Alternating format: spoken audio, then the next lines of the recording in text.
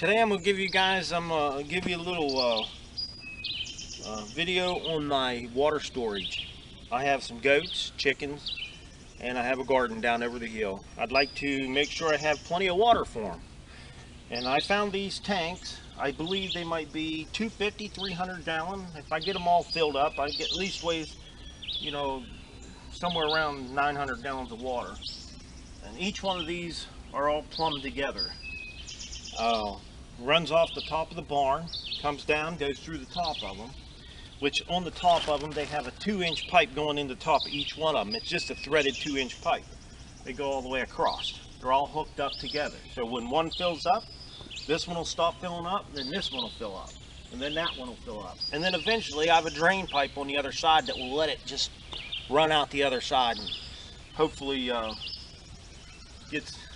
it gets them all filled up, that's good. We got plenty of water to last us a long time, especially when we get a dry spell.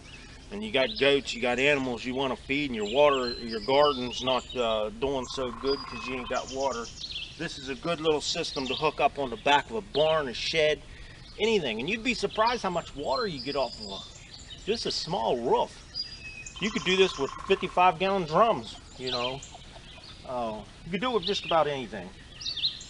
I'll give you a little close-up of it. Okay, as you can see over here, I got it plumbed into 3/4 inch. I just have a reducer right there with a little reducer.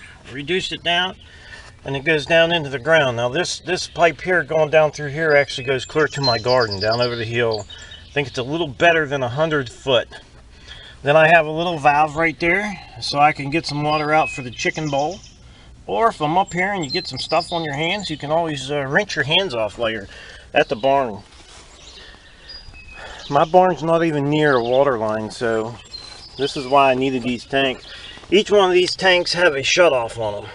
They have a big shutoff. Right here's your shutoff right here. You have a shutoff on each one of them.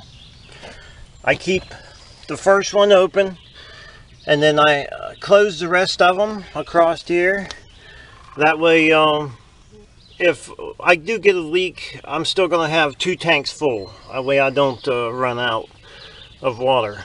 But they're just plumbed all the way across, 2-inch PCV pipe. Come over here and they go down into the ground. Now, where they come out at the top, they just run into the gutter, across the top of the barn, come down in. Now, I like to have a little something in here to catch the debris. I don't want that down in my barrel, so I keep that up in there. And then when it rains, if it overflows, oh well, hey, it's free water anyhow. Now, right here's where the other end is. This is down at my garden. I have a little valve here, this little piece of copper tubing going down in the ground, and at the bottom of this I do have a drain plug, because during the winter months this thing will freeze up and bust. It'll just be a mess. So what I did is I put a drain. There's a little T down there with just a little cap in there. I pull that plug out of there. I make sure I drain all my tanks before winter, and I drain all these lines out. Now I would really like to have something bigger I can bury in the ground up there, and if I could bury it in the ground I could keep it from freezing and keep water all winter, but I can't do that right now. Now, being that I'm about a little over 100 foot from the tanks up on the hill, I have decent pressure on this. I'll see if I could give you guys a little view of how much pressure I have over here behind me. You see I have, you can see this water pressure is pretty strong. I mean, it's actually pretty strong, and it's coming from on top of the hill. So it gives me a lot of pressure coming down off the hill.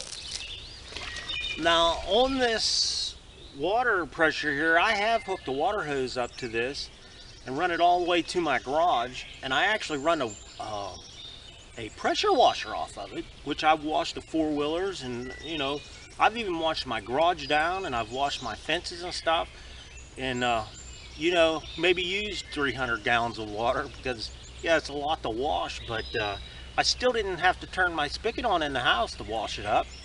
So this is actually a good way to save some money and help you on your farm, whatever you're doing. So I'll give you guys a little show here to let you see how far this is actually coming off the hill.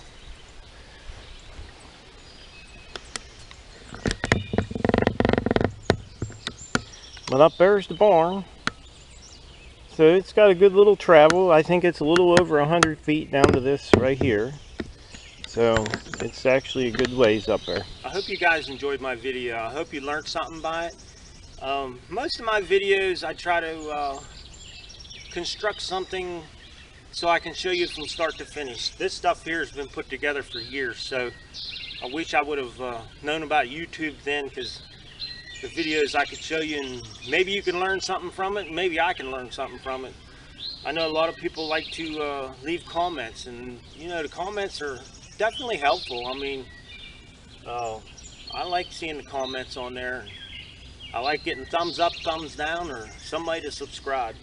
But I hope you enjoyed this video. If you have any questions, just leave me a comment. I'll try to answer any questions that I can. And until next time, you know, thanks for watching.